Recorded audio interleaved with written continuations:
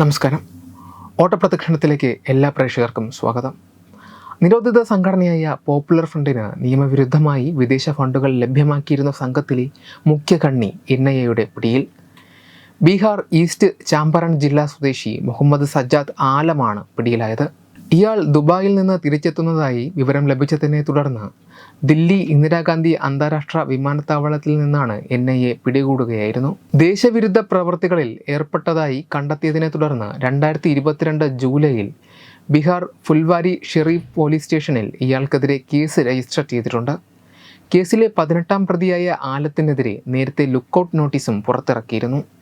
UAE, Karnataka, Kerala എന്നിവിടങ്ങളിലെ popular front അനുകൂലികളുടെ സഹായത്തോടെ ദുബായിൽ നിന്ന് ഫണ്ടുകൾ എത്തിക്കുന്നതിൽ ആലത്തിന് മുഖ്യ പങ്കുണ്ട് എന്നാണ് സൂചന.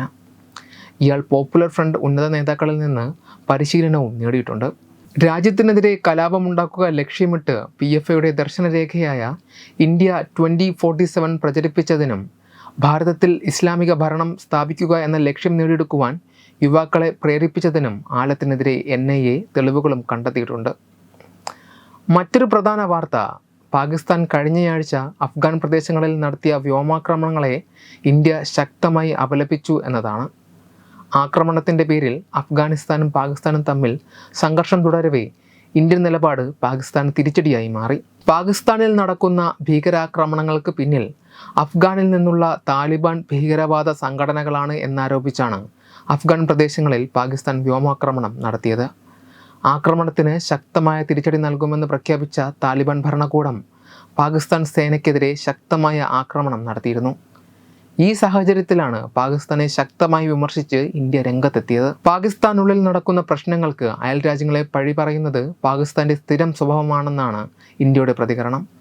അഫ്ഗാനിസ്ഥാനിലെ സ്ത്രീകളും കുട്ടികളും അടക്കുന്ന നിരപരാധികളെയാണ് പാകിസ്ഥാൻ കൊന്നൊടുക്കിയത് എന്നും ഇന്ത്യൻ വിദേശകാര്യ മന്ത്രാലയം കൂട്ടിച്ചേർത്തു. ദേശീയ താൽപ്പര്യങ്ങൾ എന്നും ഉയർത്തിപ്പിടിക്കുന്ന മുഖ്യമന്ത്രിയാണ് അസം മുഖ്യമന്ത്രി ഹിമന്ത ബിശ്വ ശർമ്മ. CAA, NRC വിഷയങ്ങളിൽ അദ്ദേഹം കടുത്ത നിലപാട് സ്വീകരിച്ചു.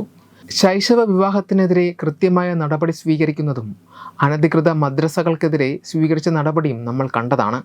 എന്നാൽ ഇപ്പോൾ ബംഗ്ലാദേശിൽ നിന്നുള്ള അനധികൃത കുടിയേറ്റത്തിനെതിരെ കൂടുതൽ നടപടിക്ക് ആഹ്വാനം ചെയ്തിരിക്കുകയാണ് അദ്ദേഹം. ബംഗ്ലാദേശിൽ നിന്നും അനധികൃതമായി രാജ്യത്ത് നുഴഞ്ഞു കയറിയവരെ ജോലിക്കെടുക്കരുത് എന്ന് വ്യവസായ ലോകത്തോട് ആഹ്വാനം ചെയ്തിരിക്കുകയാണ് അദ്ദേഹം. അംബാനി, ടാറ്റ, അദാനി തുടങ്ങിയവരോടക്കമാണ് ആഹ്വാനം. ബംഗ്ലാദേശിൽ നിന്നുള്ള അനധികൃത കുടിയേറ്റക്കാരെ രാജ്യത്ത് നിന്ന് തുരത്തണമെന്നും അവസാന വിദേശിയെയും തുരത്തി എന്ന് ഉറപ്പുവരുത്തണമെന്നും അദ്ദേഹം പറഞ്ഞു.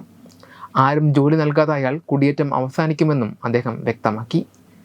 Web desk Tatwamayi news. Powered by Jyothis.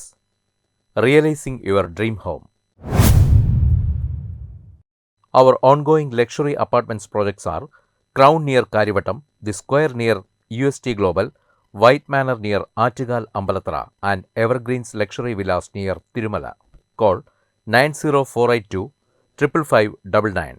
Jyothis Building Promoters Private Limited, Thiruvananthapuram.